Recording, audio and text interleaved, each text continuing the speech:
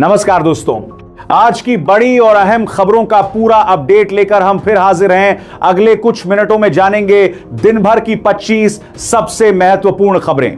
एक छोटी सी रिक्वेस्ट, 99% लोग वीडियो देखते हैं लेकिन चैनल को सब्सक्राइब नहीं करते।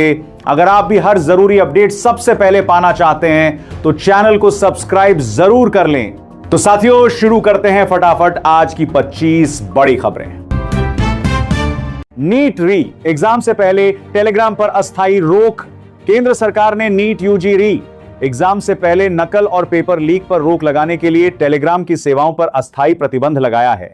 राष्ट्रीय परीक्षा एजेंसी एनटीए ने इस कदम का स्वागत किया है। सरकार का कहना है कि परीक्षा की पारदर्शिता बनाए रखना सर्वोच्च प्राथमिकता है।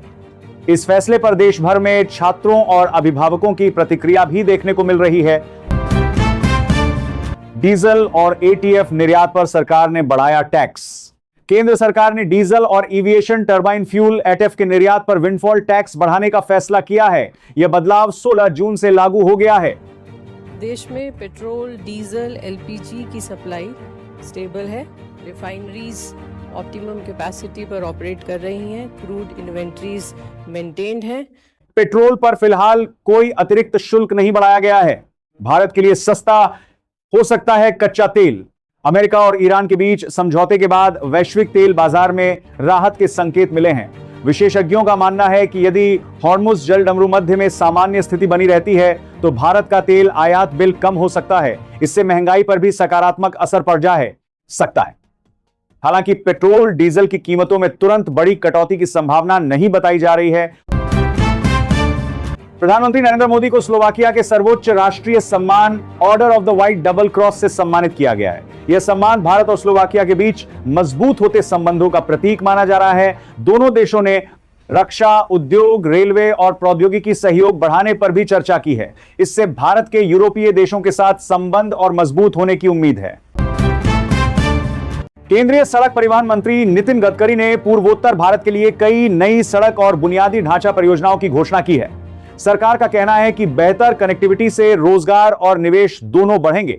इन परियोजनाओं से पर्यटन और व्यापार को भी बड़ा लाभ मिलने की उम्मीद है। पूर्वोत्तर को विकास का नया इंजन बनाने पर जोर दिया गया है।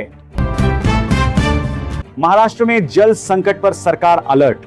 महाराष्ट्र के कई क्षेत्रों में बांधों का जलस्तर घटने के बाद राज्य सरकार ने पेयजल आपूर्ति को सर्वोच्च प्राथमिकता देने के निर्देश दिए हैं। प्रशासन को जल प्रबंधन के लिए विशेष योजनाएं लागू करने को कहा गया है। कई जिलों में पानी बचाने के लिए जागरूकता अभियान भी चलाए जा रहे हैं। मानसून की प्रगति पर लगातार नजर रखी जा रही है। भारतीय रक्षा क्षेत्र में लंबी दूरी की land attack cruise missile LRLSM को लेकर चर्चा तेज हो गई है। विशेषज्ञ इसे भविष्य में भारत की सामरिक क्षमता बढ़ाने वाला महत्वपूर्ण हथियार मान रहे हैं। यह परियोजना देश की आत्मनिर्भर रक्षा नीति नजर आ रही है। रक्षा अनुसंधान के क्षेत्र में भारत लगातार नए कदम उठा रहा है। भारत की 16वीं जनगणना को लेकर तैयारियां तेज हो गई हैं। रिपोर्टों के अनुसार यह प्रक्रिया चरणबद्ध तरीके से शुरू होगी। जनगणना के आंकड़े भविष्य की सरकारी योजनाओं, संसाधनों के वितरण और विकास कार्यक्रमों के लिए बेहद महत्वपूर्ण होंगे।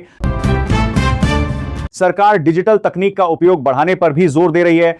भारत सरकार देश में सेमीकंडक्टर निर्माण को बढ़ावा देने के लिए लगातार प्रोत्साहन योजनाएं चला रही है।